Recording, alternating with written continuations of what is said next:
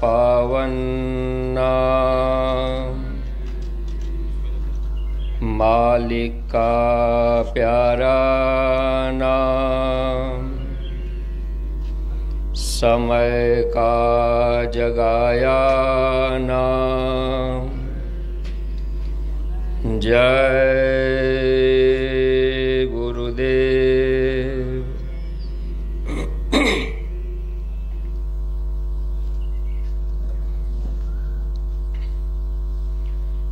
अखण्डमण्डलाकारं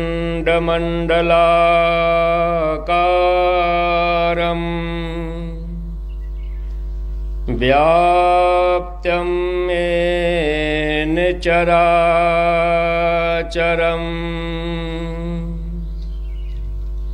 तत्पदं दर्शितं येन तस्मै श्री गुरुवे नमः। यह तन विष की बेलरी, गुरु अमृत की खान। शीश दिए जो गुरु मिले तो भी सस्ता जान। जय गुरुदेव।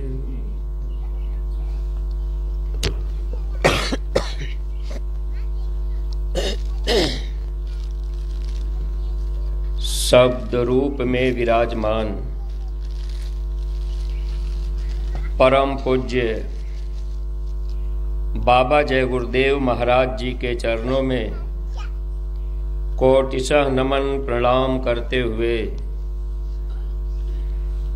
आज इस पावन स्थल पर पधारे सभी सत्संगी धर्म प्रेमी भाई बहनों को, खास तौर से दूर दराज से आवाज को सुन रहे इस कॉलोनी तथा मोहल्ले में रहने वाले सभी धार्मिक प्रेमियों को, सभी माताओं बहनों को, पिता तुल्य बुजुर्गों को, साथ ही साथ जय गुरुदेव संगत जिला गाजीपुर दक्षिणी के अध्यक्ष, ब्लॉक के अध्यक्ष, न्याय पंचायत तथा गांव-गांव में सेवा में निरंतर समय दे रहे सभी परमार्थी प्रेमी भाई बहनों को सादर जय गुरुदेव। मोहल्ले में रहने वाले सभी माताओं बहनों से, सभी भाइयों से विनम्र प्रार्थना अपील की गई, आप सब लोग अपने जीवन के अमूल्य समय में से एक आध घंटे का समय निकाल करके बाबा जय गुरुदेव जी महाराज का संदेश अपने हित और भलाई के लिए सुन लीजिएगा। जीवन में ऐसा मौका बार बार नहीं आता जब उस मालिक की बहुत बड़ी दया कृपा होती है, तभी संत महात्मा फकीरों के वचन सुनने का अवसर प्राप्त होता है। जैसे इस धरती पर सूरज नहीं आता, लेकिन सूरज की किरणें जब निकलती हैं तो सबको बराबर प्रकाश मिलता है, चाहे वो ऊंची जाति का आदमी हो या वो छोटी जाति का आदमी हो, पढ़ा लिखा अनपढ़ कोई भी हो, सूरज का काम है सबको प्रकाश देना। वैसे ही संत सूरज के समान होते हैं। जब इस धरती पर महात्मा आते हैं, महात्मा सब जीवों को अपना समझते हैं, अपना संदेश महात्मा सबको देना चाहते हैं। बाबा जय गुरुदेव जी महाराज अपना संदेश जन जन तक पहुंचाने की कोशिश करते रहे। उनके प्रेमियों के द्वारा यह संदेश आज भी गांव-गांव, गली-गली, मोहल्ले तक पहुंचाया जा रहा, ताकि कोई व्यक्ति ये ना कह सके कि हमको बाबा जय गुरुदेव का संदेश नहीं मिला था, वरना हम भी अपने मानव जीवन का असली काम कर लेते। प्रेमी भाई बहनों, यह मनुष्य शरीर पाने के बाद हम सब लोग दुनिया के काम काज को करते हैं। अगर कोई आदमी खेती का काम करता है, वह व्यक्ति समझता है कि हमारा मूल काम, असली काम खेती है। अगर कोई व्यक्ति नौकरी करता है तो लोग समझते हैं कि हमारा असली काम नौकरी है। कोई दुकान का काम कर लिया, लोग ये सोचते हैं कि हमारा असली काम तो दुकान ही है। लेकिन प्रेमी भाई बहनों, बाबा जय गुरुदेव जी महाराज ये बात समझाया करते थे, यह मनुष्य शरीर पाने के बाद अगर हम लोग खेती, दुकान, दफ्तर, मजदूरी का काम कर लिए तो ये मनुष्य शरीर का असली काम नहीं है। यह काम जो हम आप कर रहे, ये तो हम लोग अपने लिए नहीं कर रहे, यह हम लोग अपने शरीर के लिए करते हैं। महात्मा इस बात को समझाना चाहते हैं ताकि हम लोग इस मानव जीवन में रहकर, मनुष्य शरीर में रहकर अपना असली काम कर लें। प्रेमी भाई बहनों, इसीलिए महात्माओं ने बड़े साफ शब्दों में किताबों में लिख दिया था कि हे इंसान, इस जीवन में दो चीज़ें बड़े भाग्य से मिलती हैं। महात्मा साफ साफ लिख दिए, पहली चीज़ बड़े भाग्य से क्या मिलता है। महात्माओं ने लिखा था, सुतदारायरु लक्ष्मी पापी घर भी होए, संत समागम हरि कथा जग में दुर्लभ दोय। महात्माओं ने लिखा है, इंसान, मनुष्य शरीर मिलने के बाद सुंदर स्त्री, सुंदर बेटा, गाड़ी, घोड़ा, महल, अटारी, रुपया, पैसा, ये कर्म के अनुसार सबको मिल जाया करता है। लेकिन दो चीजें दुर्लभ होती हैं। पहली चीज संत समागम, यानी संतों का मिलन, और दूसरी चीज भगवान की सच्ची कथा। ये दो चीजें दुर्लभ बताई गई, किसी किसी को मिल पाता है। जो भी मोहल्ले के प्रेमी हैं, आज आपको यहाँ पर दोनों चीज़ें नहीं मिल सकती। हम कोई संत, महात्मा, साधु, फकीर नहीं। आज आपको भगवान की सच्ची कथा सुनने को नहीं मिल सकती। ये संत संदेश है। आप इस संदेश को सुन करके भगवान की सच्ची कथा सुनने के लिए आपके अंदर जागृति आ सकती है। गीता, रामायण, कुरान, बाइबल को आप पढ़ते हैं, आप उससे लिखी हुई बातों को पढ़ करके विचार कर सकते हैं, मिलान कर सकते हैं। अगर समझ में आ जाए कि बाबा जी का संदेश हमारी भलाई के लिए है तो आप अपने जीवन में अमल कर लीजिए। वैसे कोई जोर जबरदस्ती नहीं है। सूरज निकला है, धूप हम आप लें न लें, उसका जो काम है वो अपना काम करता है। वैसे महात्मा जब इस धरती पर आते हैं तो महात्मा अपने काम में लगे रहते हैं। महात्मा का काम है जीव का कल्याण करना, जीवों को सच्चे घर पहुंचाना, आत्माओं को नरकों 84 से बचा लेना, जन्म मरण की पीड़ा से छुटकारा दिला देना। ये काम महात्मा करने के लिए आते हैं। महात्मा निरंतर इस काम में लगे रहते हैं। प्रेमी भाई बहनों, तो ये दोनों चीज़ें दुर्लभ होती हैं। गोस्वामी जी महाराज ने बड़े साफ शब्दों में लिखा था, संसार में दो वस्तुएं दुर्लभ हैं, बड़े भाग्य से मिलती हैं। कौन सी चीज़ बड़े भाग्य से मिलती है? तो गोस्वामी जी महाराज लिख करके गए, बड़े भाग्य मानुष तन पावा, सुर दुर्लभ सद ग्रंथ ही गावा। बड़े भाग्य से मनुष्य शरीर मिलता है, धन दौलत रुपया पैसा नहीं। गोस्वामी जी महाराज ने लिखा कि बड़े भाग्य से मनुष्य शरीर मिलता है। इस मनुष्य शरीर पाने के बाद दूसरी चीज बड़े भाग्य से क्या मिलती है? तो गोस्वामी जी महाराज ने फिर लिख दिया, बड़े भाग्य पाई सतसंगा, बिनहि प्रयास हो ही भव भंगा।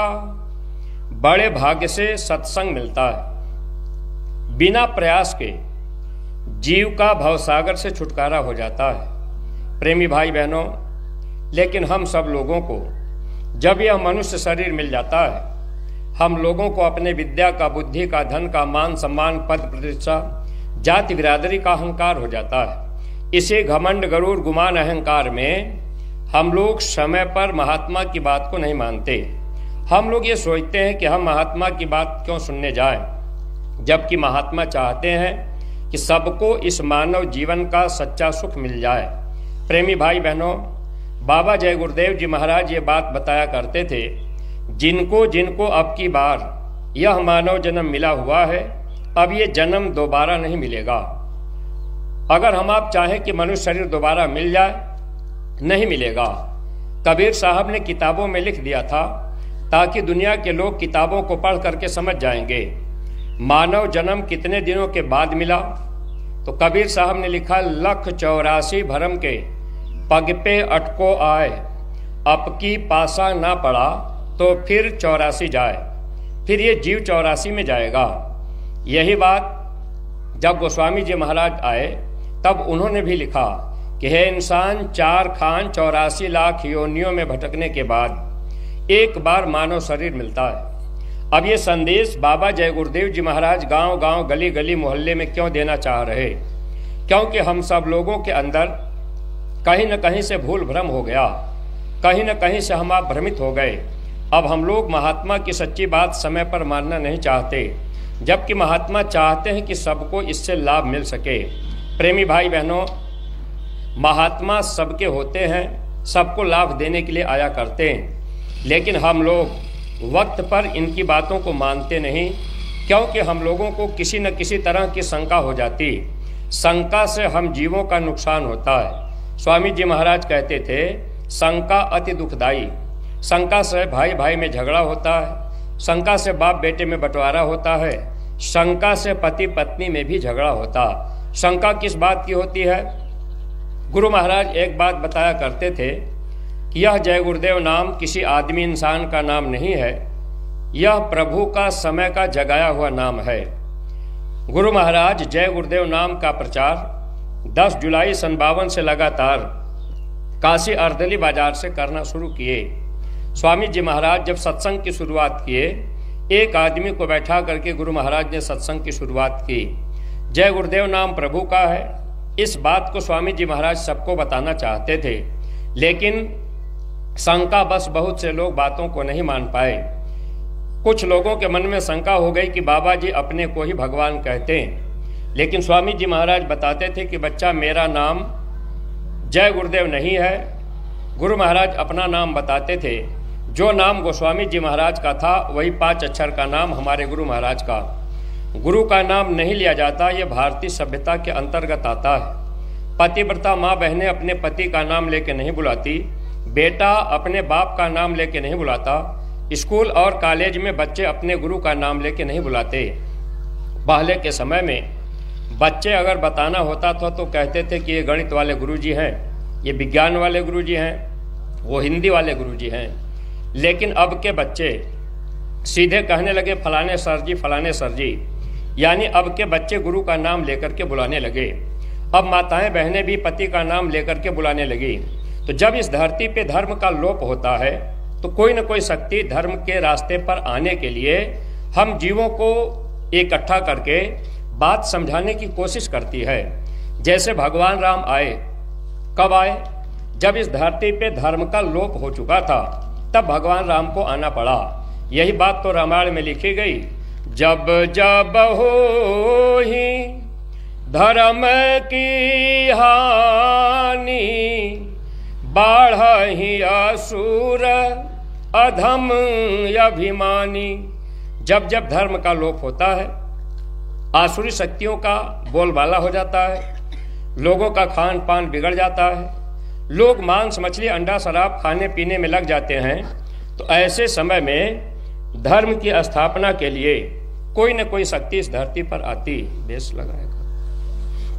प्रेमी भाई बहनों, जब वो शक्ति आती है तो हम जीवों को समझाने का प्रयास करती, लेकिन हम लोग शंका में हो जाते।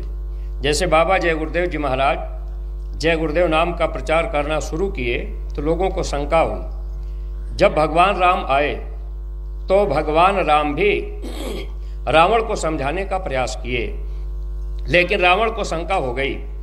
शंका में भगवान राम की बात रावण नहीं माना। रावण विद्वान था, बलवान था, धनवान था। प्रेमी भाई बहनों, रावण के दरबार में देवी देवता झाड़ू लगाते थे, पानी भरते थे। रावण जो कहता था वो देवी देवता करते थे। वह रावण समय पर भगवान राम की बात को नहीं माना। नुकसान कितना बड़ा हुआ, इतिहास हमको आपको मालूम है। आज तो हम आप थोड़ा बहुत देवी देवता की पूजा पाठ कर लेते हैं, तो हम लोगों को अहंकार रहता है कि भाई हम महात्मा के पास क्यों जाएं, हम तो उनकी पूजा पाठ कर रहे। पूजा पाठ करना खराब काम नहीं है। हमारे गुरु महाराज कहते थे कि बच्चा, अगर आप किसी देवी देवता की पूजा पाठ करते हो तो आप उनकी पूजा पाठ कीजिए। इसके लिए गुरु महाराज ने मना नहीं किया। स्वामी जी महाराज ने इतना कहा, जिस देवी देवता की पूजा पाठ आप करते हैं, आप उनसे रोज रोज विनती कीजिए, रोज रोज निवेदन कीजिए, देवी देवता से प्रार्थना कीजिए कि हे देवी, हमको कोई सच्चे महात्मा से मिला दीजिए, ताकि वो महात्मा मिल जाए तो हमको इस मानव शरीर का सच्चा काम करने का रास्ता मिल जाए, यह मानव जीवन पाना हमारा सार्थक बन जाए। प्रेमी भाई बहनों, जब महात्मा मिलेंगे, सत्संग मिलेगा, तब तो हम आप सच्ची बात को समझ जाएंगे और इस मनुष्य शरीर में रह करके हम लोग अपना असली काम कर लेंगे। तो महात्मा तो समझाना चाहते हैं। जब भगवान राम आए, रावण बात नहीं माना। राम के जाने के बाद लोगों ने राम की मंदिर बनाई। जब राम थे तब लोगों ने राम का साथ नहीं दिया। राम जंगल में गए, भालू बानरों को लेकर के उन्होंने अपना काम किया। गुरु महाराज ने कहा, बच्चा, आप अगर मेरा साथ दे दोगे तो हम इस धरती पे धर्म की स्थापना कर देंगे। सत्संगी प्रेमी भाई बहनों, काम तो महात्मा खुद करते हैं, साथ देने वालों का नाम होता है और उन लोगों का काम होता है। जो सत्संगी प्रेमी हैं, आप इस बात को ध्यान में रखिएगा। अगर आप अपने गुरु महाराज का साथ देंगे, यानी गुरु महाराज के वचनों पे चलने की कोशिश करेंगे, तो निश्चित है हमारा आपका भी लोक परलोक बनेगा, इतिहास के पन्नों में नाम होगा। जो नए प्रेमी हैं, आप इस बात का ध्यान रखिएगा। जय गुरुदेव नाम पर आप शंका मत कीजिएगा। भगवान का नाम समय समय पर बदलता है। अगर भगवान का नाम न बदलता तो अब तक इस धरती पर भगवान का एक ही नाम होता। आपके रामायण में लिखा है भगवान का नाम बदलता है। आपके गीता में भी लिखा है कि भगवान का नाम बदलता है। भगवान कृष्ण अर्जुन को समझा रहे कि अर्जुन, तुम ध्यान से सुनो, इस धरती पर मैं हर युगों में आता हूँ, लेकिन मेरा शरीर और नाम बदल जाता है। साफ साफ भगवान कृष्ण अर्जुन को समझा रहे, हे पार्थ, बढ़ता पाप जब जब ग्लानि होती धर्म की, पड़ती जरूरत है मुझे तब जन्म लेकर कर्म की। अर्जुन, जब जब इस धरती पे पाप बढ़ता है, तब तब मैं इस धरती पे जन्म लेता हूँ और हमको कर्म करने का अधिकार पूरा होता है। अर्जुन जी कहने लगे, प्रभु, आप जब आते हैं तो आपका काम क्या है, आप करते क्या हैं? तब भगवान कृष्ण अर्जुन को बता रहे, अर्जुन, जब मैं इस धरती पे आता हूं तो मेरा काम क्या है? सब साधु जन रक्षार्थ दुर्जन प्राण हरने के लिए, होता प्रकट जुग जुग धर्म उत्थान करने के लिए। अर्जुन, जब मैं इस धरती पे आता हूँ तो जो साधु जन होते हैं उनकी मैं रक्षा करता हूँ। साधु का मतलब कोई नीला पीला कपड़ा से नहीं होता, दाढ़ी बाल से नहीं होता। साधु कौन होता है? गुरु महाराज कभी कभी सत्संग में बताते थे, जो लोग अपने घर परिवार में रहते हैं, बाल बच्चों की आए गए की माता पिता की सेवा करते हैं, जो लोग मेहनत और ईमानदारी से खेती दुकान दफ्तर का काम करते हैं, जो लोग झूठ नहीं बोलते, पराई माँ बहनों को अपनी माँ बहन समझते हैं, जो लोग चोरी नहीं करते, जो लोग हिंसा का काम नहीं करते, जो लोग प्रभु का भजन करते हैं और प्रभु के झंडे के नीचे रहते हैं, ऐसे लोग साधु जन होते हैं। भगवान कृष्ण कहने लगे, अर्जुन, ऐसे लोगों की मैं रक्षा करता हूं। दुर्जन प्राण हरने के लिए जो पापी अत्याचारी लूट मार काट हिंसा करते हैं, ऐसे पापियों का मैं प्राण हर लेता हूं। हे अर्जुन, मैं इस धरती पे हर युगों में आता हूं, शरीर और नाम बदल जाता है। आज दुनिया के लोग क्या कह रहे, बाबा जी के पास क्यों जाएं? बाबा जी के पास जाएंगे तो शाकाहारी बनना पड़ेगा, मांस मछली अंडा शराब छोड़ना पड़ेगा। तो इससे तो अच्छा है कि भाई हम देवी देवता की पूजा कर लेंगे, हम राम कृष्ण की पूजा कर लेंगे, हमको मांस मछली अंडा शराब छोड़ना नहीं पड़ेगा। ऐ प्रेमी भाई बहनों, क्या भगवान राम ने मांस और शराब खाने पीने वालों को छोड़ दिया? रावण के अंदर बुराई क्या थी? रावण बलवान था, विद्वान था, धनवान था, लेकिन रावण के अंदर कमी क्या रही? क्या हम आप कभी विचार कर पाए? आज हम आप रामायण पढ़ रहे, आज हम आप गीता पढ़ रहे, भागवत सुन रहे, लेकिन हम लोगों ने विचार नहीं किया। अगर महात्मा मिलते, सत्संग मिलता, तो सच्ची बात को हम आप समझ जाते और ये मानव जीवन पाना हम लोगों का सार्थक बन जाता। लेकिन विचार करेंगे कैसे? बुद्धि में विवेक आएगा कैसे? जब सत्संग मिलेगा। इसीलिए गोस्वामी जी महाराज को ये लाइन लिखनी पड़ी थी, बिन सत्संग विवेक न होई, राम कृपा बिनु सुलभ न सोई। बिना सत्संग के मनुष्य के बुद्धि में विवेक नहीं आ सकता। सारा जीवन हम आप रामायण पढ़ते बिता दें, सारा जीवन हम आप गीता पढ़ते बिता दें, अगर हम आप मांस मछली अंडा शराब खा पी रहे तो नुकसान तो अपना हो रहा। प्रेमी भाई बहनों, महात्मा सही और सच्ची बात सबको बताने आते हैं, लेकिन हम लोगों के पास फुर्सत नहीं है। हम लोगों को अहंकार है कि भाई हम बात क्यों माने। तो अहंकार में रावण का नुकसान हुआ। खानदान में कोई दीपक जलाने वाला नहीं बचा। गुरु महाराज ने कहा, ए बच्चा, त्रेता में 30 दिन में परिवर्तन हुआ था, द्वापर में 18 दिन का समय लगा था, लेकिन इस कलयुग में जब परिवर्तन होगा 18 मिनट का समय नहीं लगेगा। आप रात में सोए रहेंगे, सुबह जगेंगे तो लाश पे लाश दिखाई देंगे, उठाने वाले लोग नहीं मिलेंगे। संत वचन पलटे नहीं, पलट जाए ब्रह्मांड।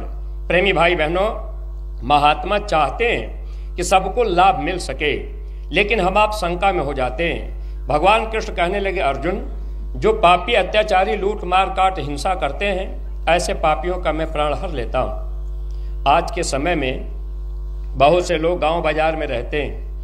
गांव के लोग बाजार में आते हैं, बाजार से कटा कटाया मांस लेके घर चले जाते हैं और ले जाकर के पका के बना खा लेते हैं। अगर कभी उनसे कुछ कहा जाए तो कहते हैं, भाई हमने तो जीव हिंसा का काम किया ही नहीं, हमने तो मुर्गे की बकरे की गर्दन नहीं काटी, ये सब्जी के रूप में हम बना के खा रहे, हम तो बाजार से खरीद के ला रहे, तो हमको तो इसका दोष लगेगा नहीं। लगेगा, क्योंकि आपके गीता में इस बात का जिक्र है, महाभारत पर्व में इस बात का जिक्र है। और प्रेमी भाई बहनों, जब भगवान कृष्ण आए तो उन्होंने मनुस्मृति में इस बात का जिक्र किया। उन्होंने साफ साफ बताया। अर्जुन से भगवान कृष्ण समझा रहे, बता रहे, हे अर्जुन, देखो इस धरती पर 8 लोगों को सजा दी जाती।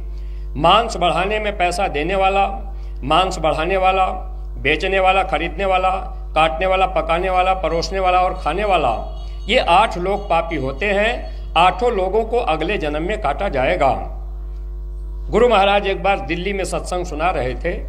स्वामी जी महाराज कहने लगे कि अब तो भारत में रहने वाली नारियां, जिनको सीता, सावित्री, अनुसुईया कहा जाता था, अब ये हमारे भारत में रहने वाली देवियां भी शराब और सिगरेट पीने लग गई। गुरु महाराज ने कहा, अपने हाथ से जानवर की गर्दन ये देवियां भी काटने लगी। गुरु महाराज ने कहा, ऐ देवियों, आपको तो मालूम है जब आपके गर्भ से बच्चा बाहर जाता है तो कितनी पीड़ा होती है। आपके बच्चे की गर्दन पे छुरी चलाई जाए तो आपको कितना दर्द होगा।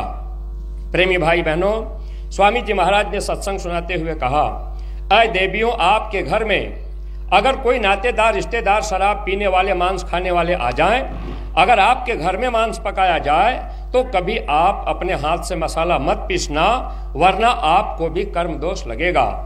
तो 8 लोग तो सजा के भागीदार होते ही हैं। लेकिन अगर माताएं बहनें, आपके घर में मांस पकाया जाए और आपने हाथ से मसाला पीस दिया तो भी आपको कर्म लगेगा, दोष लगेगा और इसका फल भोगना पड़ेगा। तो महात्मा तो सच्ची बात समझाने आते हैं। हम आप कहते हैं, भाई हम सत्संग में क्यों जाएं? सत्संग में जाएंगे तो मांस मछली अंडा शराब छोड़ना पड़ेगा। बाबा जी के पास जाएंगे तो छोड़ना पड़ेगा। आज हम आप छोड़ें ना छोड़ें, आज हम आप माने ना माने, लेकिन एक समय आएगा मानना पड़ेगा।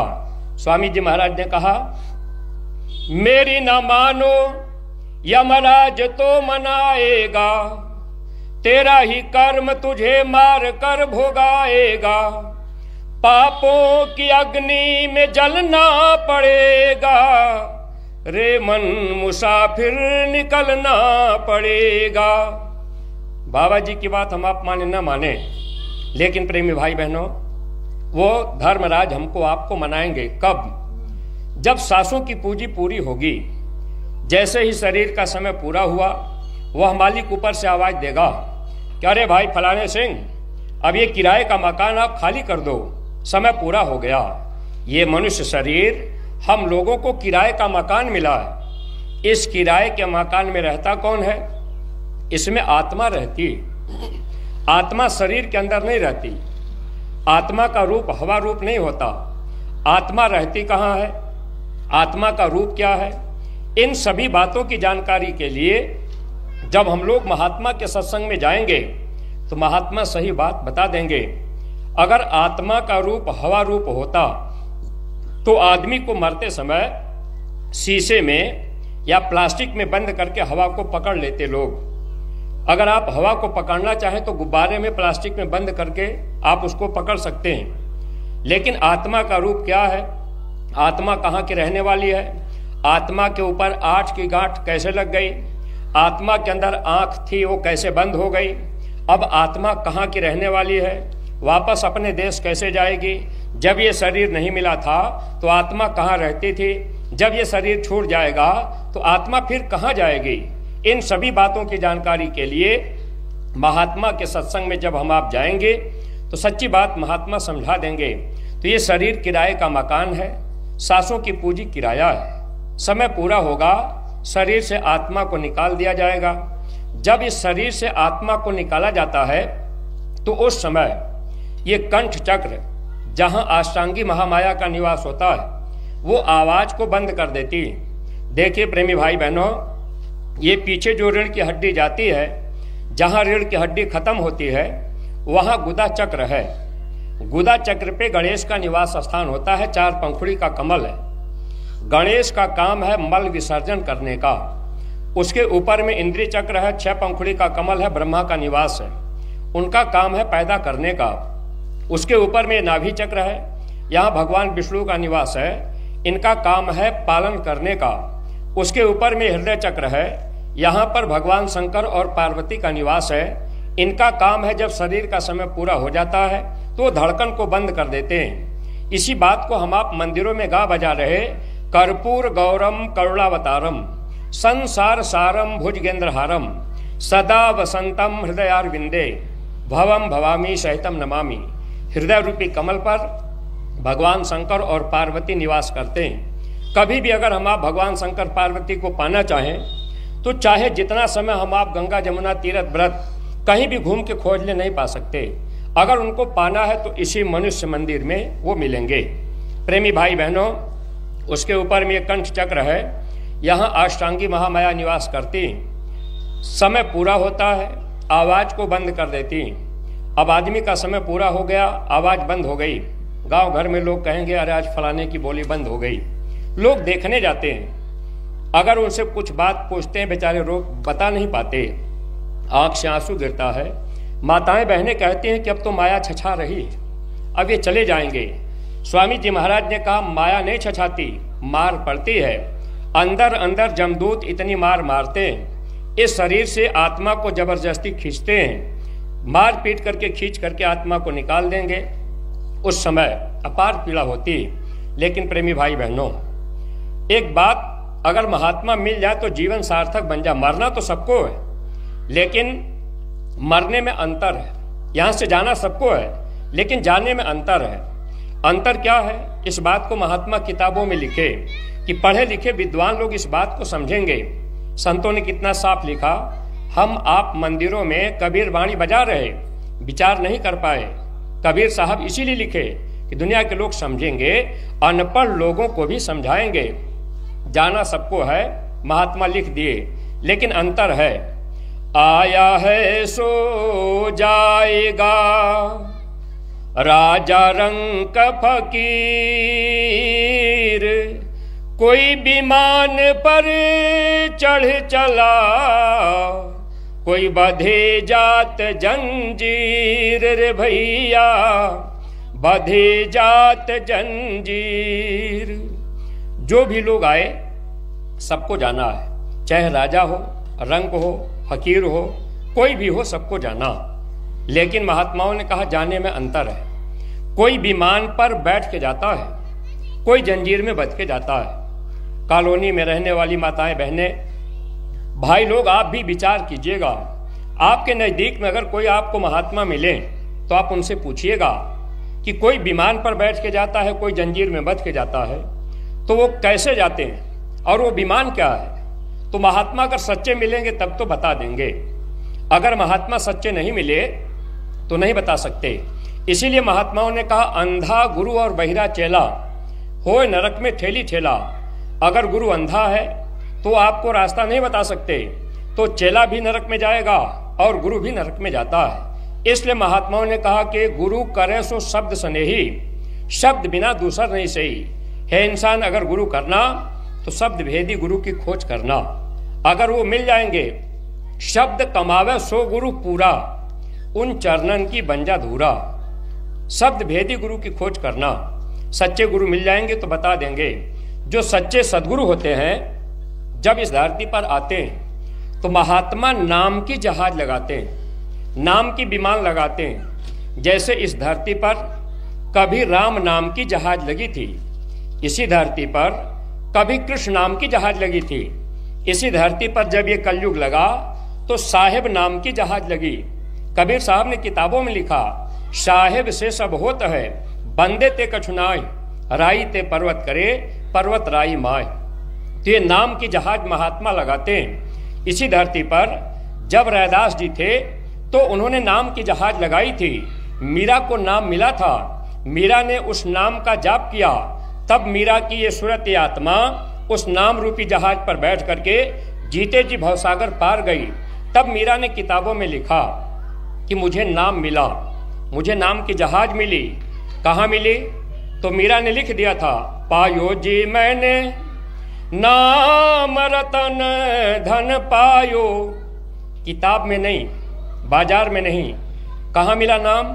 वस्तु अमोलक दी सतगुरु ने, कर कृपा अपनायो। पायो जी मैंने नाम रतन धन पायो। मीरा ने लिखा कि वस्तु अमोलक दी सदगुरु ने, उन्होंने लिखा कि भव सागर तर आयो। मीरा के वचन इसलिए लिखे गए कि दुनिया के लोग पढ़ेंगे, समझेंगे और खोज करेंगे। तो ऐ प्रेमी भाई बहनों, जब मानव जीवन में महात्मा मिलेंगे तब नाम की जहाज महात्मा देते हैं। हमारे गुरु महाराज ने कहा, ऐ बच्चा, मैंने इस धरती पर जय गुरुदेव नाम की जहाज लगा दी है। अगर इस जहाज पे सारी दुनिया बैठ जाए तब भी ये जहाज खाली जाएगी। प्रेमी भाई बहनों, जय गुरुदेव नाम की जहाज पर बैठने के लिए आपको तरीका जानना पड़ेगा। यह तरीका जानने के लिए आपको महात्मा के करीब जाना होगा। हमारे गुरु महाराज ने एक बार कहा, ऐ बच्चा, अगर आप जीते जी भगवान को पाना चाहते हो तो आप मथुरा चले आना, आपको रास्ता मिल जाएगा। लेकिन हम आप ये सोचते हैं कि आखिर हम वहाँ जाएं क्यों। अगर हम आप कभी मौका मिल जाए, अभी 17 मई से 21 मई 5 दिन का कार्यक्रम मथुरा में होगा, मई के महीने में। नए प्रेमी भाई बहन, अगर आप समय निकाल के चले गए तो आपको जय गुरुदेव नाम की जहाज पर बैठने का तरीका महात्मा बता देंगे। घर परिवार नहीं छोड़ना होगा, जंगल में नहीं जाना होगा, साधु नहीं बनना होगा, कपड़ा नहीं बदलना होगा। आप अपने घर परिवार में रहिए, खेती दुकान दफ्तर का काम कीजिए, बाल बच्चों की सेवा करने के बाद इसी मनुष्य मंदिर में बैठ करके आप थोड़ा सुमिरन ध्यान भजन कर लीजिए। जब आप सुमिरन करना शुरू कर देंगे, रोज रोज अगर आप सुमिरन करने लगेंगे तो आपके घर परिवार में कोई दुख तकलीफ होगा तो उसमें आराम होगा आपको। इसीलिए कबीर साहब ने लिख दिया था, सुमिरन से सुख होता है, सुमिरन से दुख जाए। कह कबीर सुमिरन किए, साईं माही समाए रे भैया, साईं माही समाए। सुमिरन से सुख मिलेगा, सुमिरन से दुख जाएगा, सुमिरन से अंदर में मालिक का दर्शन भी होगा। प्रेमी भाई बहनों, आप जय गुरुदेव नाम की जहाज पर बैठने के लिए एक बार महात्मा के सामने अगर चले गए तो महात्मा आपको रास्ता बता देंगे। फिर अपने घर परिवार में रहकर आप सुमिरन ध्यान भजन करेंगे तो जब मौत का समय आएगा तो उसी जय गुरुदेव नाम की जहाज पर के ये आत्मा जहाज पर बैठ करके जाएगी, तो कोई तकलीफ नहीं होगी। तकलीफ क्यों नहीं होगी? जब आप रोज रोज सुमिरन ध्यान भजन करेंगे तो इस मनुष्य शरीर में से जब ये आत्मा को निकाला जाता है तो 9 दरवाजे तो बाहर खुलते हैं, 2 आंख, 2 कान, 2 नाक के सुराख, 1 मुंह, 2 नीचे टट्टी पेशाब के रास्ते। ये 9 दरवाजे पशु के अंदर भी होते हैं, लेकिन मनुष्य शरीर के अंदर एक 10वां दरवाजा होता है। किसी व्यक्ति से अगर पूछा जाए कि अच्छा भाई, आपके गांव में, आपके घर में गाय भैंस अगर मर गई तो आपने गाय भैंस के मरने के बाद उसका 10वां तेरही नहीं किया, मनुष्य के मर जाने के बाद 10वां क्यों कर रहे? कभी हम आप विचार नहीं कर पाए। ऐ प्रेमी भाई बहनों, मनुष्य शरीर के अंदर 10वां दरवाजा होता है। गुरु महाराज ने कहा कि मरने के बाद 10वां तेरही करने से उस आत्मा को कोई लाभ नहीं मिलेगा। अरे वो आत्मा तो चली गई, अब आप 10वां करेंगे, तेरही करेंगे, हलवा पूड़ी खाएंगे, अब वो जीव तो चला गया। 10वां जीते जी होता है, यानी 10वां दरवाजा जीते जी खुलता है। तो मनुष्य शरीर में 10वां दरवाजा है, और वो दरवाजा कैसे खुलेगा, कहाँ है? इसके लिए हम आप अगर महात्मा के करीब जाएं तो महात्मा इसको बताएंगे। वैसे कभी अगर आपको परीक्षा करनी हो तो आप परीक्षा कर सकते हैं। एक बच्चा 1 महीने का आप गाय का ले लीजिए या बकरे का या कुत्ते का, बच्चे के सर के ऊपर अंगुली से दबाइएगा तो चारों तरफ कड़ा रहेगा। एक बच्चा मनुष्य का 1 महीने का लीजिए, मनुष्य के बच्चे के सर पे आप अंगुली से दबाइए। जब आपकी अंगुली बच्चे के सर के ऊपर यहाँ कोमल तलवा के पास में जाएगी तो यहाँ पर बिल्कुल नरम स्थान होगा। अगर आप दबाव डालेंगे तो अंगुली अंदर चली जाएगी। ऐसे आप हथेली रखेंगे तो यहीं से धक धक की आवाज निकलती रहती। यह दरवाजा केवल मनुष्य शरीर के अंदर होता है, लेकिन ये दरवाजा बंद हो गया, इस पे कर्मों की दीवार पड़ गई। अच्छे बुरे जो जो कर्म हम आप किए वो कर्म यही अंतर में जमा हो गए। प्रेमी भाई बहनों, वह दरवाजा बंद हो गया। तो जब ये जीव धर्मराज के दरबार में जाएगा तो मालिक पूछेगा। अगर महात्मा मिल गए, 10वां दरवाजा खुलने का रास्ता मिल गया तो मौत के समय पीड़ा नहीं होगी।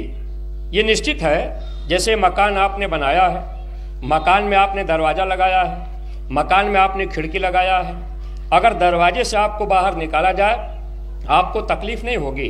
दरवाजा बंद कर दिया जाए, खिड़की से आपको खींचा जाएगा तो आपको तकलीफ होगी। जब महात्मा मिल जाएंगे ये 10वां दरवाजा खुलने का भेद बता देंगे। जब मौत का समय आएगा तो आत्मा नाम की जहाज पर बैठ करके उसी दरवाजे से निकल जाएगी, कोई पीड़ा कोई तकलीफ नहीं होगी। ऐ प्रेमी भाई बहनों, अगर महात्मा नहीं मिले, जमदूत मार पीट करके खींचेंगे। पापी जीवों को जब आत्मा निकालते हैं तो उनको टट्टी पेशाब हो जाता है। जमदूत मारते पीटते ले जाएंगे, धर्मराज के दरबार में खड़ा करेंगे। वह मालिक पूछेगा कि अरे भाई, मैंने आपको मानव जन्म दिया था तो आपने माँ के गर्भ में हमसे वादा किया था कि प्रभु आप हमको बाहर कर दीजिए, हम बाहर जाएंगे तो दुनिया का कोई काम नहीं करेंगे, हम भजन करेंगे। तो आपने भजन क्यों नहीं किया? धर्मराज के दरबार में पहला सवाल होगा, सबसे पूछा जाएगा। जैसे गाना तो हम आप गाते हैं, एक दिन जाना पड़ी है प्रभु के समनवा, बयनवा का तू दे बाए भैया। जब ये आत्मा धर्मराज के दरबार में जाएगी, शरीर तो यही पड़ा है, लोग जला देंगे, दफना देंगे। वो मालिक पूछेगा कि भाई आपने वादा किया था कि हम भजन करेंगे, तो आपने भजन क्यों नहीं किया? अब हम आप भजन जानते भी नहीं। मान लीजिए कोई आदमी अगर मंदिर में जा करके पूजा पाठ करता है तो कहेगा हमने तो ये भजन किया है। हालांकि आप जो नए प्रेमी हैं बुरा मत मानिएगा, जब हम गुरु महाराज के पास नहीं गए थे तो हम लोग भी मंदिरों में जा कर के पूजा पाठ करते थे, हरि कीर्तन करते थे, घंटा बजाते थे, शंख बजाते थे। लेकिन स्वामी जी महाराज जब मिले तो स्वामी जी महाराज कहने लगे, बच्चा, जो तुम मंदिर में बाहर जा कर के घंटा शंख बजाते हो वो भजन नहीं है, वो भजन की नकल है, असल इस मनुष्य मंदिर में होता है। तो स्वामी जी महाराज बताने लगे कि बच्चा, इसी मनुष्य मंदिर में घंटे और घड़ियाल बजते हैं, और महात्माओं ने लिखा भी है, बिना बजाए निस दिन बाजे, घंटा शंख नगारी रे, बहिरा सुन सुन मस्त होता है, तन की सुधि विसारी रे। महात्मा किताबों में लिखे हैं कि हे इंसान, बिना बजाए घंटा और शंख बजता है। लेकिन आज हम लोग विचार करें अगर, तो मंदिर में हम लोग घंटा बजाएंगे तब बजेगा, शंख बजाएंगे तब बजेगा, लेकिन महात्माओं ने कहा कि बिना बजाए घंटा और शंख बजता है। तो वह आवाज इस मनुष्य मंदिर में सुनाई देती है जब ये दरवाजा अंदर का खुल जाए, तब कर्मों का पर्दा हट जाए, तब उसी आवाज को सुनने का नाम महात्माओं ने सच्चा भजन बताया। उसी आवाज को महात्माओं ने अखंड कीर्तन भी कहा। लेकिन हम आप भटक गए, असली मनुष्य मंदिर तो ये था, लेकिन हम लोग बाहर के मंदिर में फंस गए। एक बार स्वामी जी महाराज कहने लगे, मंदिर गांव के बाहर पहले लोगों ने बनाना शुरू किया। बाहर क्यों बनाते थे?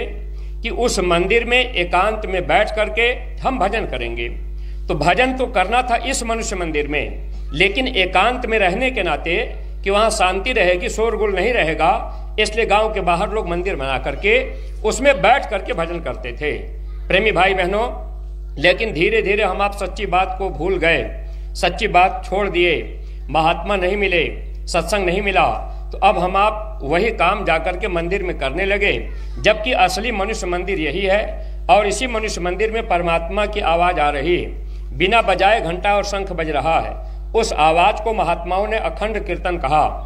अखंड का मतलब होता है जो कभी बंद न हो। अगर आप मंदिर में 24 घंटे कीर्तन करेंगे, आप कहेंगे कि भैया अखंड कीर्तन हो रहा, तो 24 घंटे के बाद आपने बंद कर दिया तो वो खंड हो गया। अखंड का मतलब जो कभी बंद न हो। इसी बात को कबीर साहब अपनी भाषा में लिखे हैं, गगन में घुघरू बाजे मोरी गोइया, दिन में बाजे व रात में बाजे, शब्द उठे झनकैया, गगन में घुघरू बाजे मोरी गोइया। कबीर साहब ने लिखा कि दिन और रात गगन में आवाज होती, घंटा शंख मृदंग धून गरजे, बंसी बीन सहनैया, गगन में घुघरू बाजे मोरी गोइया। किताबों में बातें तो लिखी गई, लेकिन हम आप किसी महात्मा की खोज नहीं कर पाए, किसी से हम आप पूछ नहीं पाए कि गगन में घुघरू जैसी आवाज होती है, घंटे शंख बजते हैं, तो वो कैसे सुनाई देगा। प्रेमी भाई बहनों, अगर इस भेद को जानना है तो 17 मई से 21 मई मथुरा में कार्यक्रम होगा। और अगर मान लीजिए आप मथुरा नहीं पहुंच पाए, तो गुरु पूर्णिमा के बाद वो रास्ता बताने वाले महापुरुष पूज्य महाराज जी आपके गाजीपुर में आएंगे मथुरा से चल करके। अगर आप उनके सत्संग में शामिल हो गए, आप सत्संग सुन लिए, तो आपको महात्मा बता देंगे इस मनुष्य मंदिर में बिना बजाए आवाज कैसे सुनाई देगी। उसी आवाज को सुनने का नाम महात्माओं ने भजन बताया। तो जब महात्मा मिल जाएंगे, नाम की जहाज मिल जाएगी, तो प्रेमी भाई बहनों, उस सब जहाज पे बैठ के हम आप चले जाएंगे। लेकिन वो मालिक पूछेगा कि आपने भजन क्यों नहीं किया। अब हम आप भजन जाने नहीं। अगर हम आप ये कहेंगे कि भाई हमने तो मंदिर में पूजा पाठ की, लेकिन हम लोगों ने मंदिर में पूजा पाठ तो की है, लेकिन किस लिए किया। जैसे जो भी प्रेमी मंदिर में पूजा करने जाते होंगे, कोई कहता है महाराज दया कर दीजिए मेरी बीमारी चली जाए, कोई कहता होगा बच्चे को नौकरी मिल जाए, कोई कहता होगा प्रेती बाधा है दया हो जाए, ठीक हो जाए। कोई मंदिर में जाकर के पूजा पाठ देवी देवता भगवान की कर रहा, तो कहते हैं कि महाराज ऐसी दया कर दीजिए कि हम मुकदमा जीत जाए। यानी अगर हम आप मंदिर में पूजा पाठ भी करने गए, या हम आप महात्मा के पास भी गए, तो हम आप यही दुनिया की दौलत ही तो उनसे मांगे। हम आप उनसे ये कहाँ कह पाए कि हमको भजन का सच्चा रास्ता मिल जाए, हम यहाँ से चले जाएं। प्रेमी भाई बहनों, हम लोग सच्चे राह से भटक गए, तो वह मालिक पूछेगा कि आपने भजन नहीं किया। और आपने मेरे शरीर को गंदा कर दिया। तो भजन करने का रास्ता महात्मा बताते हैं, अगर मिल जाएंगे तो ये जीवन हमारा आपका सार्थक बन जाएगा। तो जब हम लोग माँ के गर्भ में थे तो उस समय हम लोग वादा किए, गर्भ के बाहर आए। गलती कैसे हो गई? जैसे ही बच्चा माँ के गर्भ के बाहर आया तो भूमि गिरत भा ढाबर पानी, जिम जीव ही माया लिपटानी। बच्चा गर्भ के बाहर हुआ, माया ने दबाव बनाया, झिल्ली फट गई, बदबूदार पानी निकल गया, बच्चा बाहर हो गया। अब बच्चा कहाँ कहाँ करके रोता है। हिंदू का बच्चा हो या मुसलमान का बच्चा उर्दू में नहीं रोता, अंग्रेज का बच्चा अंग्रेजी में नहीं रोता। जब बच्चा पैदा होता है तो एक ही भाषा में बच्चे रोते हैं, चाहे हिंदू हो, मुसलमान हो, सिख, ईसाई, किसी का बच्चा हो। ऐ प्रेमी भाई बहनों, गुरु महाराज कहते थे, उस मालिक ने हम लोगों को यहाँ पर इंसान बना के भेजा। यहाँ आने के बाद कर्म के अनुसार हम लोग जाति बिरादरी बना लिए और इसी जाति पात के रगड़े झगड़े में हम आप फंस गए। अगर महात्मा मिल जाते, मानवता का, इंसानियत का संदेश देते और हम आप इस मनुष्य मंदिर में रह करके अपना काम हम आप कर लेते। तो जब बच्चा गर्भ के बाहर आया रोता है, माताएं बहनें बच्चे को चुप कराने के लिए क्या करती? घर में दीपक जला देती, बल्ब जला देती। जब बच्चा बाहरी रोशनी देखता है तो चुप होता है। बच्चा अगर रो रहा हो, पैदा हो बच्चा रोता हो, आप बच्चे की आंख पे टार्च जला दीजिए, बच्चा एक टक उस रोशनी को देख करके चुप हो जाएगा। जब बच्चा माँ के गर्भ में था तब वो प्रभु के प्रकाश को देखता था। गर्भ के बाहर आया, माया ने पर्दा लगा दिया, प्रकाश दिखाई देना बंद हो गया। लेकिन ऐ प्रेमी भाई बहनों, आज भी ऐसे महात्मा हैं, अगर आप उनके पास चले जाएं तो ये बाहर की आंख बंद करा के महात्मा आपको अंदर में वो प्रकाश देखने का रास्ता बता देंगे। अगर आप अभ्यास करेंगे तो आपको दिखाई भी देगा। बच्चा जब रोता है तो माताएं बहनें कभी कभी बच्चे को चुप कराने के लिए ऐसे हाथ की हथेली बजाती, या कभी कभी माताएं बहनें घंटा बजाती। बच्चे को चुप कराने के लिए माताएं बहनें बच्चे के कान के पास में घुघना बजाती। माताओं बहनों से पूछा जाए कि आप अपने बच्चे के कान के पास घुघना क्यों बजा रही, तो माताएं बहनें जिस काम को हम आप कर रहे हैं उसको नहीं जान रहे। जब बच्चा बाहरी कान से घुघने की आवाज सुनता है तो बाहर से आवाज सुनने के बाद बच्चा थोड़ी देर के लिए चुप होता है। जब बच्चा माँ के गर्भ में था तो प्रभु की आवाज, वो घुघरू जैसी आवाज को सुन रहा था। उसी आवाज को सुनने का नाम भजन है। लेकिन गर्भ के बाहर आने के बाद अब ये हम आप बाहरी आवाज में फंस गए। अब धीरे धीरे बच्चा बड़ा होने लगा, बच्चे की शादी हो गई। अब शादी होने के बाद चाह उठी तब हुई सगाई, ब्याह हुई घर नारी आई। अब बच्चा बड़ा हो गया, शादी विवाह हो गई। अब हम आप इसी दुनिया में फंसते गए। माता पिता कभी अपने बच्चे से नहीं कहते कि बच्चा तुम प्रभु से भजन करने का वादा करके आया है। बच्चा साल भर का होने लगता है तो माताएं बहनें अपने बच्चे को धीरे धीरे सिखाती, पापा, दादा, नाना, मामा। अब बच्चा देखता है कि पापा हैं, दादा हैं, मामा हैं, नाना है। अब बच्चा उन्हीं को अपना मानने लगा। यानी हम आप बाहरी दुनिया में बच्चे को फंसाने लग गए। घर परिवार तुम्हारा है, ये जमीन तुम्हारी है, मकान तुम्हारा है, इसी में हम सब जी फंसते गए। असली रास्ता तो हम आप भूल गए। महात्मा हम लोगों को याद दिलाने आते हैं कि हे इंसान, ये मनुष्य शरीर आपको मिला है, ये बार बार नहीं मिलेगा। अब की बार अगर आप चूक गए तो फिर आपको 84 जाना पड़ेगा। ऐ प्रेमी भाई बहनों, तो जब धर्मराज के दरबार में हम आप खड़े होंगे, हम लोगों से पूछा जाएगा कि आपने भजन किया नहीं। अगर आपने ये कहा कि हम तो देवी देवता भगवान की पूजा पाठ मंदिर में करते रहे, तो देखिए सत्संगी प्रेमी भाई बहनों या मोहल्ले के जो प्रेमी हैं, आप भी ध्यान से समझिएगा, हम आप ये पूजा पाठ भी स्वार्थ में कर रहे। स्वार्थ क्या है? कि हमको धन दौलत मिल जाए, हम सुख से आराम से रहें। यही स्वार्थ हमारा आपका है। आत्म कल्याण के लिए तो हम आप कुछ कर ही नहीं पाए। लेकिन एक बात ध्यान रखिएगा, अगर देवी देवता भगवान की पूजा पाठ हम आप कर रहे तो इससे हम आप नरक और 84 से बच नहीं पाएंगे।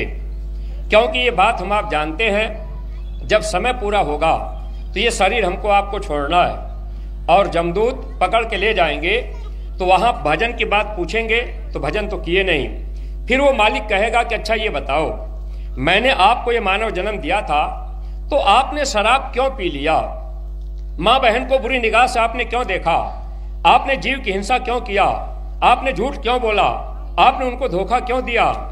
वो पूछेगा, हम आप जवाब नहीं दे पाएंगे। तब वो धर्मराज कहेंगे, इस जीव को ले जाओ, ले जा करके इसको नरकों में डाल दो, मनुष्य शरीर नहीं मिलेगा। यही आत्मा जो आज हम आप मानव शरीर पाए हैं, ये नरकों में पड़ी रहेगी। हम आप रोते चीखते चिल्लाते रहेंगे, कोई बचाने वाला नहीं होगा। जब नरकों से जीव को निकाला जाएगा तो फिर ये आत्मा कहाँ जाएगी? 4 जेल यहाँ पर बनाए गए, थाने का हौलात, डिस्ट्रिक्ट जेल, सेंट्रल जेल और स्टेट जेल। अगर कोई आदमी गलत काम किया, पुलिस पकड़ के ले गई, थाने में बंद कर दी। अपराध आपने ज्यादा किया तो आपको जिला जेल में रखा जाएगा। उससे भी भारी गलती अगर आपने किया, आपको सेंट्रल जेल में रखा जाएगा। अगर उससे भी भारी गलती की तो स्टेट जेल में बंद किया जाएगा। 4 जेल यहाँ पर बनाया गया शरीर को दुख देने के लिए। वैसे ही प्रेमी भाई बहनों, आत्मा को दुख देने के लिए 4 जेल कुदरत ने बनाया है। यह आत्मा जो आज इस मनुष्य शरीर में है, अब इस शरीर से निकलने के बाद फिर दोबारा इस शरीर में नहीं आएगी। आत्मा 4 जेलों में जाएगी, अस्थावर, उष्मज, अंडज और पिंडज। ये 4 जेल हैं। अस्थावर में इस धरती पर जितने पेड़ पौधे हैं सब अस्थावर में आते हैं। 30 लाख प्रकार की योनि होती है। यही आत्मा 30 लाख बार पेड़ पौधा बनेगी, जन्मेगी, मरेगी। जब पेड़ पौधे से जीव को निकाला जाएगा, आत्मा दूसरे जेल में जाएगी। दूसरा जेल है उष्मज खान, गर्मी और पसीने से पैदा होने वाले जीव। 27 लाख प्रकार की योनि होती है। यही आत्मा 27 लाख बार कीड़ा मकोड़ा, बैक्टीरिया, वायरस, ढील, खटमल बनेगी। जब वहां से निकाला जाएगा, ये आत्मा तीसरे जेल में जाएगी। तीसरा जेल है अंडज खान, अंडे से पैदा होने वाले जीव। 23 लाख प्रकार की योनि होती है। अब यही आत्मा 23 लाख बार, यानी हमको आपको सर्प, गोजर, बिच्छू, मछली बनाया जाएगा। अंडे से पैदा होने वाले जीवों में हम आप वहां दुख पाएंगे। जब वहां से निकाला जाएगा, यही आत्मा चौथे जेल में जाएगी। चौथा जेल है पिंडज खान, नार, खेड़ी से झिल्ली में बच्चे पैदा करने वाले जीव। 4 लाख बार कुत्ता, सुअर, बिल्ली, घोड़ा, गधा बनना होगा। अंतिम योनि गाय और बैल की मिलेगी। गाय के मरने के बाद स्त्री का तन मिलेगा, बैल के मरने के बाद पुरुष का तन मिलता है। आप इसको जोड़िएगा। 30 लाख बार पेड़ पौधे में, 27 लाख बार कीड़े मकोड़े में, 23 लाख बार अंडे से पैदा होने वाले जीवों में, 4 लाख बार पिंडज में। 30, 27, 57, 23, 80, 80, 4, 84। गोस्वामी जी महाराज ने लिखा, 84 लाख योनियों में भटकने के बाद एक बार मानव जन्म दिया जाएगा। अगर मौका चूक गए फिर 84 हमको आपको जाना होगा। ऐ प्रेमी भाई बहनों, भूल कहाँ से हो रही? अब हम आप इस पर विचार नहीं कर पाए। अगर हम आप पूजा पाठ करते हैं तो मनाही नहीं है, लेकिन एक बात का ध्यान रखिएगा, जो प्रेमी देवी देवता भगवान की पूजा कर रहे, आप उनसे प्रार्थना कीजिए कि हमको महात्मा से मिला दीजिए, तो जीवन सार्थक बन जाएगा।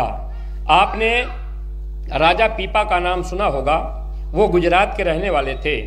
राजा पीपा काली देवी के पुजारी थे और वो इतनी अच्छी साधना उनकी थी। एक दिन राजा पीपा बैठ करके पूजा कर रहे थे। काली देवी सामने प्रकट हो गई। उन्होंने कहा, राजन बताओ तुम क्या चाहते हो? आज जो कुछ चाहो हमसे मांग लो, हम सब कुछ तुमको देने के लिए तैयार हैं। तो राजा पीपा जानकार थे। उन्होंने कहा, देवी अगर आप हमको कुछ देना चाहती हैं तो ऐसा वरदान दे दीजिए कि अब हमको जन्मना और मरना ना पड़े, हमको कुत्ता, सुअर, बिल्ली, घोड़ा, गधा न बनना पड़े।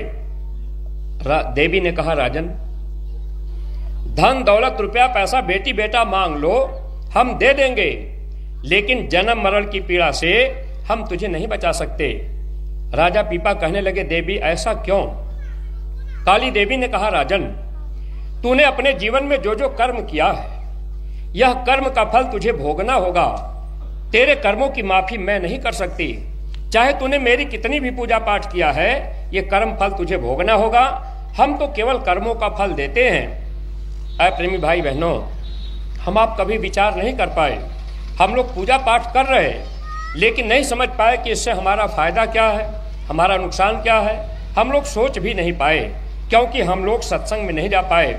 इसलिए आप जितने भी प्रेमी हैं, आप भी खोज कीजिए। पूजा पाठ देवी देवता की कर रहे तो कीजिए, लेकिन उनसे कहिए कि हमको महात्मा से मिला दीजिए। भगवान का काम अलग है, संत का काम अलग है। भगवान की पूजा करने का फल आपको क्या मिलेगा, संत की पूजा करने का फल क्या मिलेगा, इस पे आप थोड़ा सा विचार कर लीजिएगा। जिस देश में हम आप रहते हैं, आप सब लोगों को मालूम है कि ये देश कर्म प्रधान है। गोस्वामी जी महाराज ने रामायण में लिख दिया था, कर्म प्रधान विश्व रचि राखा, जो जस करई सो तस फल चाखा। इस संसार में जो आदमी जैसा कर्म करेगा वैसा फल पाएगा। तो भगवान का काम क्या है? भगवान का काम है कर्म फल देना, और संत का काम है कर्म को माफ कर देना। बस इतना ही अंतर है। एक बार भगवान शंकर पार्वती चले जा रहे थे। एक मछुआरा नदी के किनारे मछली मार रहा था। मछलियों को मार मार के पानी के बाहर फेंक देता था। मछलियां पानी के बिना तड़प तड़प के मर जाती थी। तो पार्वती को दया आ गई। पार्वती ने कहा, स्वामी मछुआरे को मना कीजिए, मछली को मार करके पानी के बाहर न फेंके। भगवान शंकर कहने लगे, पार्वती मेरा काम मना करने का नहीं, मना करने का काम संतों का है।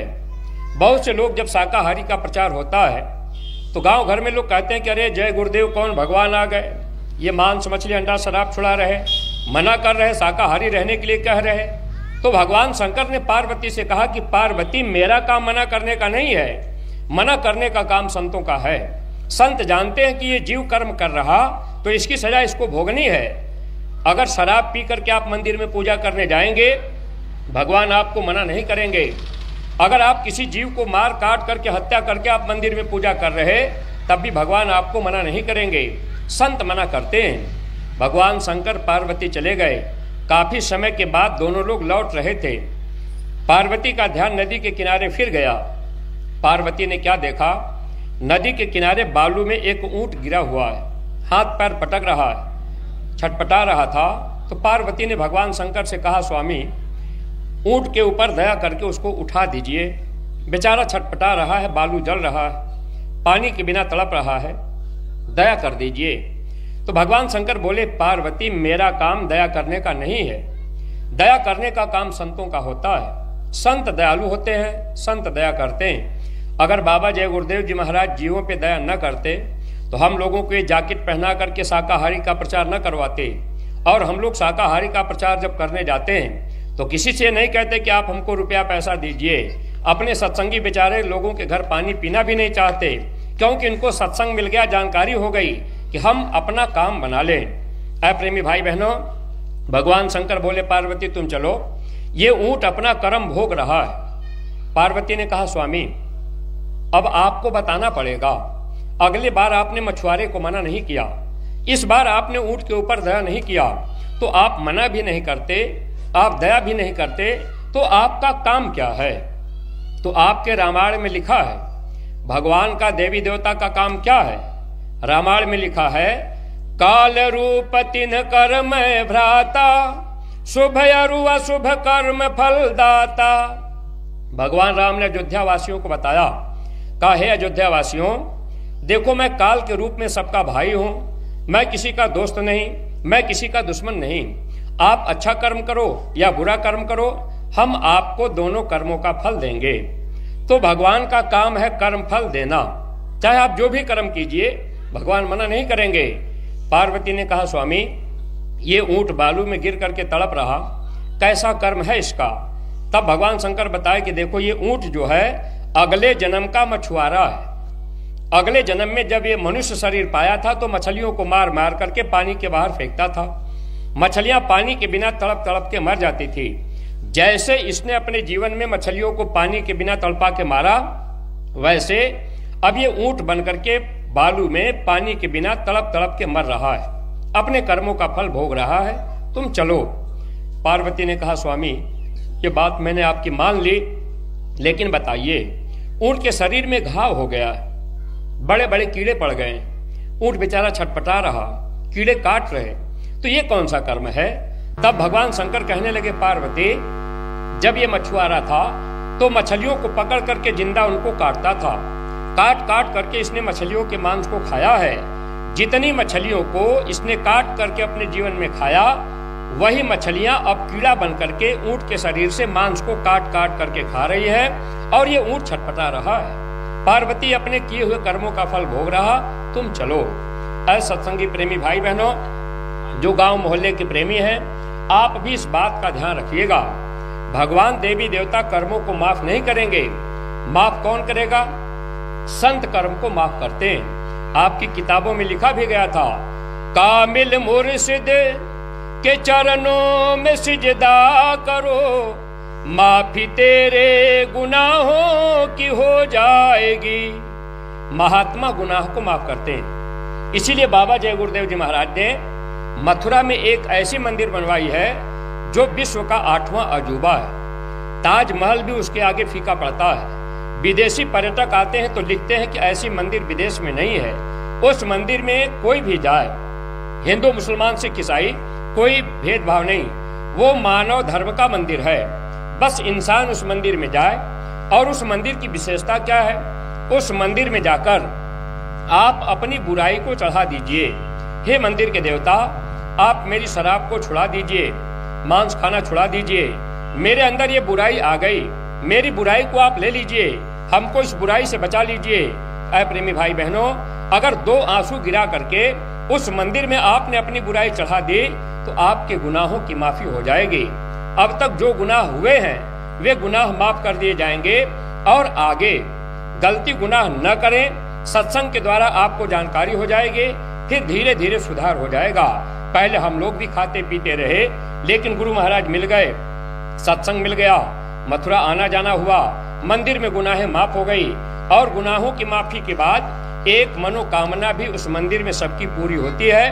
वो वरदानी मंदिर मथुरा में हमारे गुरु महाराज ने बनवाया। इसीलिए अपने सत्संगी प्रेमी भाई बहनों, दुनिया के लोग जाएं चाहे न जाएं, लेकिन जो सत्संगी प्रेमी हैं, आप लोग ध्यान रखिएगा, साल में एक बार अपने गुरुद्वारे मथुरा में आना जाना जरूर कीजिएगा। कभी घर से पति चले गए, कभी पत्नी चली जाए, कभी बच्चे चले गए, कभी बहू को आपने भेज दिया। साल में 4 कार्यक्रम मथुरा में होते हैं। चारों कार्यक्रम में परिवार से कोई न कोई व्यक्ति मथुरा दरबार में जाए। जब आप वहां जाएंगे, आपके गुनाहों की माफी होगी, लोग लौट के आएंगे, घर परिवार के लोग उनसे हालचाल कर लेंगे, तो उससे हमको आपको भी लाभ मिलता रहेगा। गांव के, बाजार के, मोहल्ले के प्रेमियों, आपको भी ये ध्यान रखना है, महात्मा अगर मिल जाएंगे तो गुनाहों की माफी हो जाएगी। महात्मा रास्ता बता देंगे। वही मथुरा की मंदिर जब बन रही थी तो उस समय हमारे गुरु महाराज कुर्सी पर बैठे थे। एक कुत्ता कहीं से आ गया, स्वामी जी के पैर का अंगूठा चाटने लगा। सेवादार कुत्ते को भगाने लगे। स्वामी जी ने मना किया, कहने लगे बच्चा इसको रहने दो। एक प्रेमी ने पूछा कि सरकार, आखिर ये कुत्ता आपका पैर गंदा कर रहा तो इसको आप हटाने नहीं दे रहे। गुरु महाराज कहने लगे बच्चा, जिसको तुम कुत्ता देख रहे हो ये अगले जन्म का राजा है, ब्राह्मण परिवार में पैदा था। स्वामी जी महाराज बताए ये पाटलिपुत्र का राजा था, ब्राह्मण परिवार में पैदा था। स्वामी जी ने कहा इसने एक छोटी सी गलती कर दिया। गलती क्या हुई थी? उसने गेरुआधारी महात्मा का अपमान कर दिया था। गेरुआ वस्त्र पहने महात्मा का अपमान कभी आप मत करिए। स्वामी जी महाराज ने कहा वैसे तो पहले महात्मा गेरुआ वस्त्र पहनते थे, लेकिन जब से गेरुआ वस्त्र पहनकर कुछ लोग चोरी भी करने लगे, कुछ लोग शराब भी पीने लगे, कुछ लोग गांजा भी पीने लगे, तब से महात्माओं ने अपनी कफनी छोड़ दी। अब महात्मा उसको नहीं पहनते। अब महात्माओं ने अपना वस्त्र पहनावा बदल दिया। लेकिन सत्संगी प्रेमी भाई बहनों, गुरु महाराज ने कहा अगर आपके गांव में कोई गेरुआ वस्त्र पहन करके डकैती भी करता हो तो आप अपने जबान से कुछ मत कहना, वरना इसका कर्म दोष लगता है। प्रेमी भाई बहनों, गुरु महाराज बताने लगे कि कुत्ता जो है अगले जन्म का राजा है। गलती इतनी हुई थी कि महात्मा का इसने अपमान कर दिया था। अब उसी के चलते बेचारा कुत्ता बन करके भटक रहा। स्वामी जी कहने लगे क्या बच्चा, अब तो ये यहाँ आ गया, अब इसको मानव जन्म मिल जाएगा। वो मथुरा की जो मंदिर है, स्वामी जी महाराज ने कहा इस मंदिर पर अगर एक पक्षी भी बैठ के उड़ जाएगी तो उसको भी मानव जन्म मिलेगा।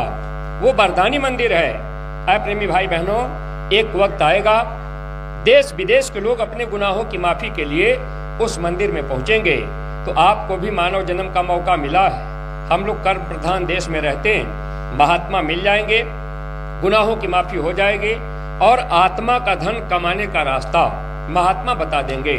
शरीर के लिए जो धन हम आप कमाए, अभी शरीर छूटेगा, धन छूट जाएगा। आत्मा के साथ में क्या जाएगा?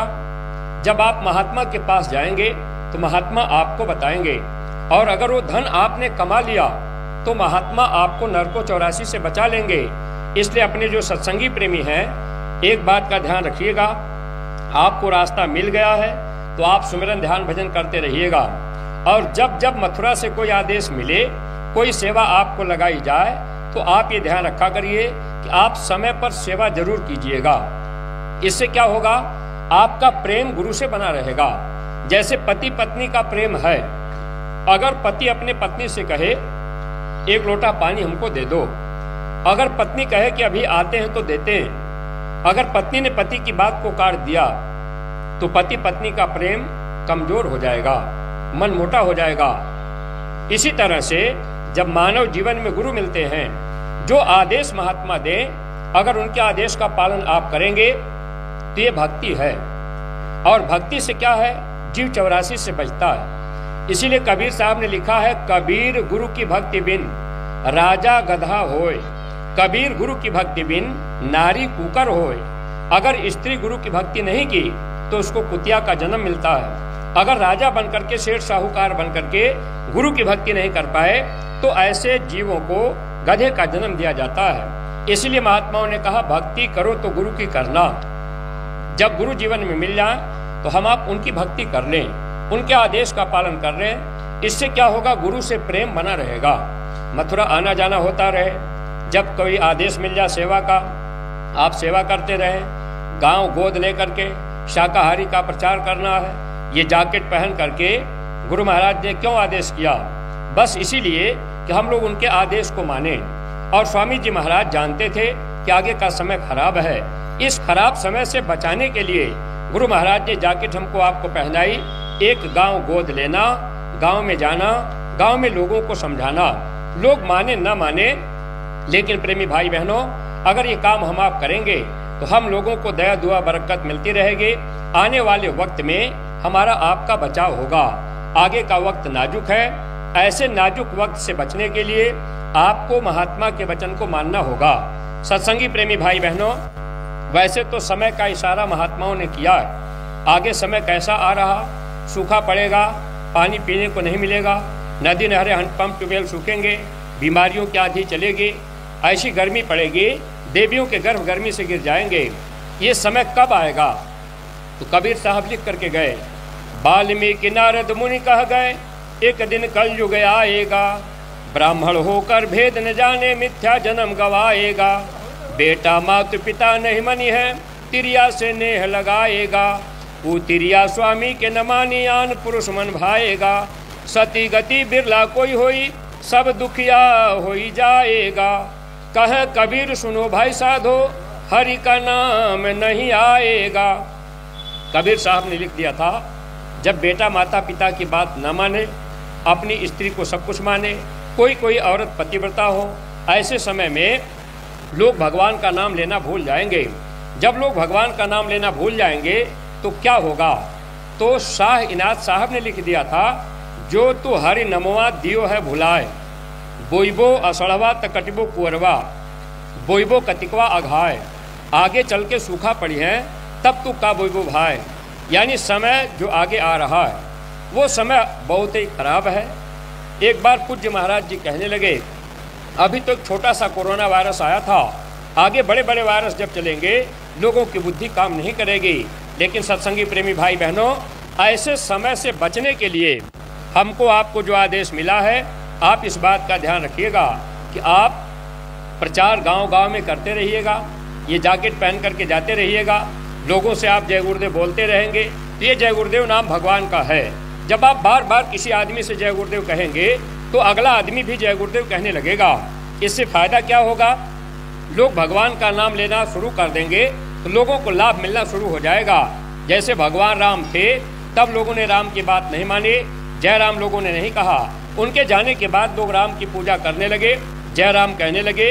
बाद में जय श्री राम नाम का झंडा लोग अपने अपने घरों पे लगा लिए। ऐ प्रेमी भाई बहनों, आगे वक्त आएगा ऐसे समय में जय गुरुदेव नाम का झंडा लोग अपने अपने घरों पे लगाएंगे, लेकिन समय अगर निकल गया बाद में पश्चाताप करना पड़ेगा। गुरु महाराज ने कहा शाकाहारी बनने की तारीख निश्चित है, अगर वो तारीख बीत जाएगी तब लोगों के गुनाह माफ नहीं होंगे। तो अभी गुनाहों की माफी का समय है। प्रेमी भाई बहनों, ये वक्त है, इसका लाभ उठा लीजिएगा। और देखिए, हम समय आपका ज़्यादा नहीं ले रहे, क्योंकि आपके मंदिर का भी आरती का समय हो रहा है। तो जो आपकी पूजा पद्धति है आप उसको अपने अनुसार कीजिएगा। और जो अपने सत्संगी प्रेमी हैं आप ये ध्यान रखिएगा, 12 बंकी का कार्यक्रम होना है, उसमें आप लोगों की सेवाएं आज ही सब लोग संकल्प करा दीजिएगा।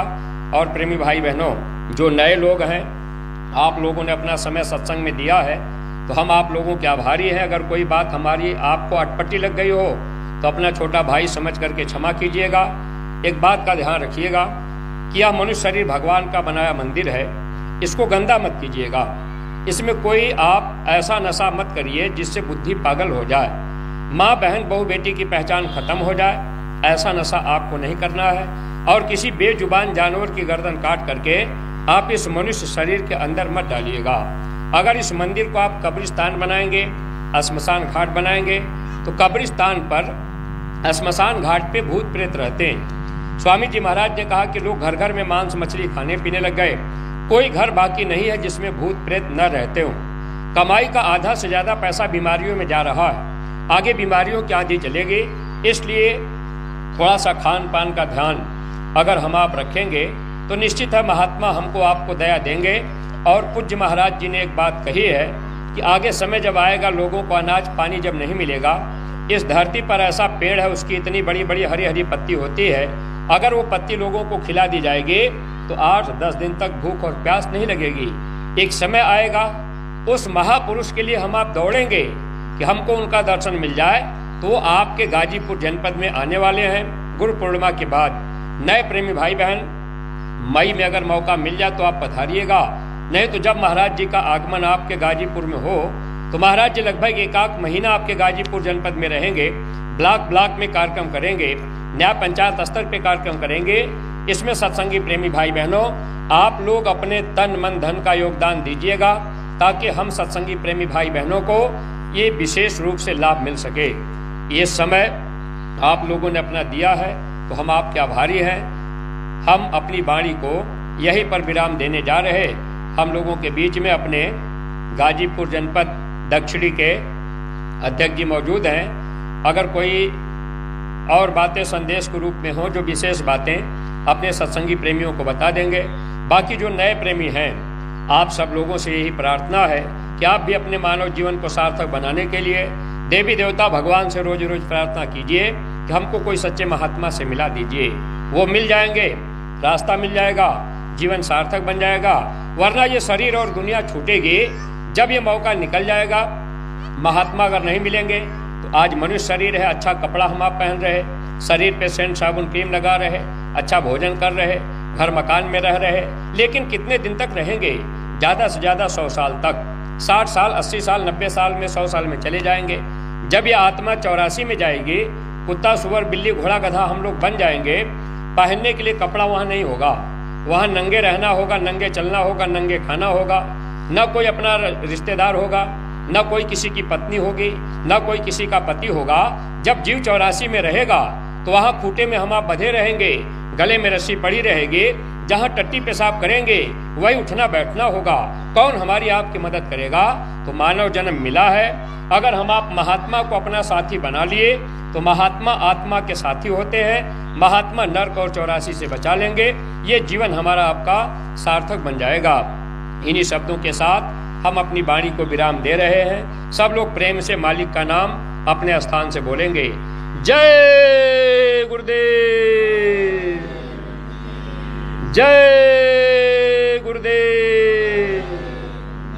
बाबा जय गुरुदेव जी महाराज का कहना है,